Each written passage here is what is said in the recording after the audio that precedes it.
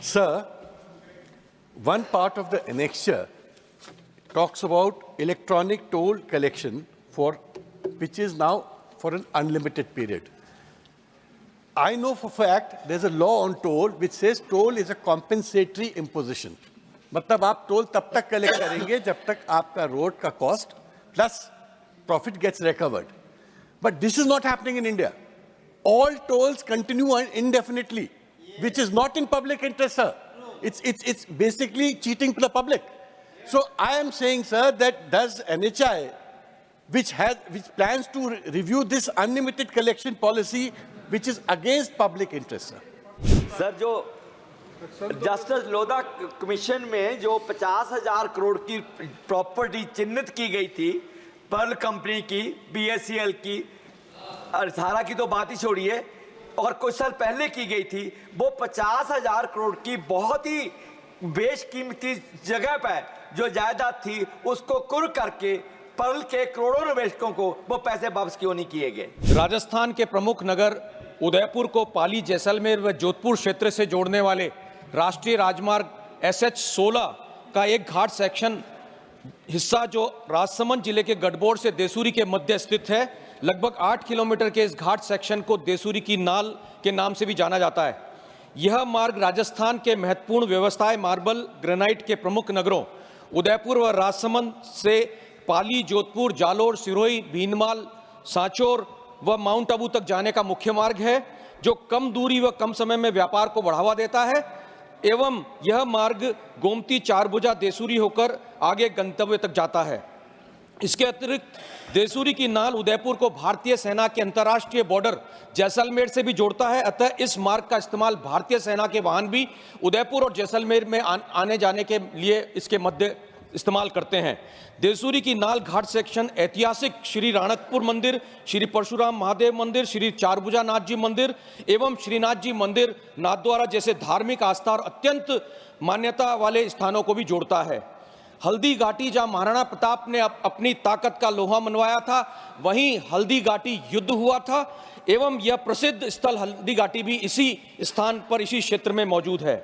अरावली पर्वत श्रृंखलाओं के समीप यूनेस्को वर्ल्ड हेरिटेज साइट विश्व विख्यात कुंभलगढ़ दुर्ग भी यहीं स्थित है, जिसकी दीवार the great wall of India विश्व के the great wall of China के बाद दूसरी सबसे बड़ी दीवार है. उपसभापति महोदय, एक दर्दनाक हादसे का भी जिक्र करना चाहूंगा. देश ही नहीं अपितु पूरे विश्व का सबसे बड़ा हादसा देसूरी दुखांतिका इसी स्थान पर दिनांक 7 सितंबर 2007 को हुआ था, जिसमें मौके पर ही 108 लोगों की मौत हो गई थी. वहीं भारतीय सेना के वाहनों सहित हादसों का अनुमान अगर लगाया जाए तो प्रतिवर्ष यहां औसतन 100 से अधिक लोगों को हादसे में अपनी जान गंवानी पड़ती है. इन्हीं हादसों में मार्बल व अन्य सामान की क्षति होने से प्रतिवर्ष व्यापारियों को करोड़ों का नुकसान भी होता है.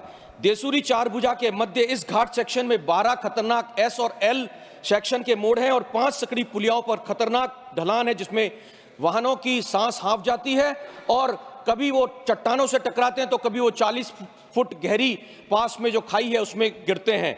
देसूरी की नाल में 1952 से अब तक लगभग 1000 से भी ज्यादा मौतें हो चुकी हैं.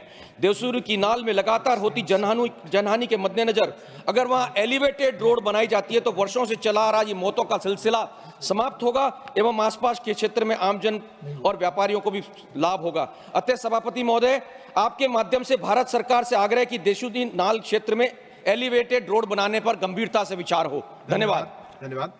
के माध्यम से मंत्री महोदय से पूछना चाहूंगा, क्या यह सही है कि एयर इंडिया के निजीकरण के बाद आरक्षित श्रेणी के कर्मचारियों के हितों को सुरक्षित रखने के लिए एक समिति का गठन किया गया था?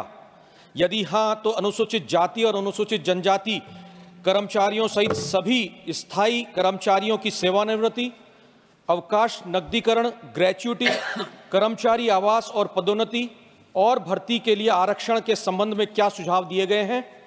क्या इस समिति द्वारा दिए गए सुझावों पर अमल किया जा रहा है? यदि हां, तो इस संदर्भ में क्या नीतिगत निर्णय लिए गए हैं? धन्यवाद. मैं आपके माध्यम से मंत्री महोदय को प्रश्न पूछना चाहूँगा. कंपनियों के सुगमता के निकास के दौरान संबंधित श्रमिकों और अन्य हितधारकों के हितों के सुरक्षा के लिए सरकार क्या कदम उठा रही है? यदि हाँ तो कृपया बताने की कृपा करें कि क्या सरकार इस संबंध में कोई विशेष नीति या नियमावली बनाई है? निकास के दौरान श्रमिकों के वेतन भत्तों और अन्य लाभों की सुरक्षा कैसे सुनिश्चित की जा रही है? Honorable Speaker, sir, I wanted to ask through you to the Honorable Minister about the ways in which the Mudra loans are dispersed and monitored. There has been a lot of complaints about the way the loans are dispersed to the kind of beneficiaries and also a lot of NPAs. So they have answered my question. I had asked for the average rate of interest in all these Mudra loans, for which a range is given, which ranges from, if I take a public sector bank, it is 9.15 to 12.80, and if a private sector bank, 6.9, 6.28%. So my question is, what percentage of the loans are in the high end, 20 plus 28, and which means that a huge amount of interest is being charged? And what percentage has gone as NPA? Is there a mechanism from the government to monitor the outcomes of these Mudra loans?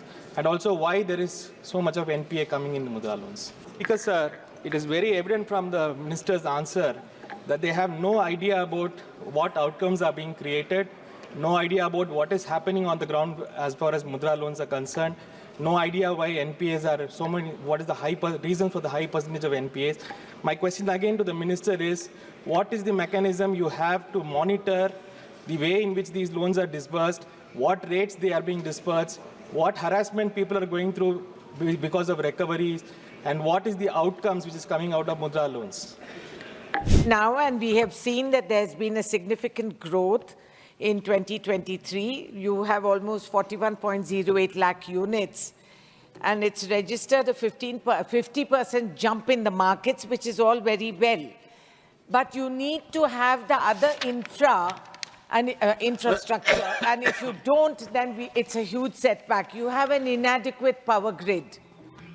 And rural charging stations are going to have different requirements from urban stations, as well as there's a lack of public EV charging stations. So unless these issues are sorted out, it's going to get very difficult. And it's a myth and fallacy, sir, that electric vehicles are going to resolve your emission problems. No, they have a whole different category of problems. And EV itself and the kind of batteries and power grids that they need are going to be contaminating the environment in a much more serious way. So I want to know what steps you are taking for setting up EV charging stations in public spaces. What are you going to do about the inadequate power grid, which will not be able to charge the vehicles, contribute to the vehicles, and the cost price per unit goes up? And the geographical vastness and diversity that India has, whether you have specific plans for public EV charging stations in these areas.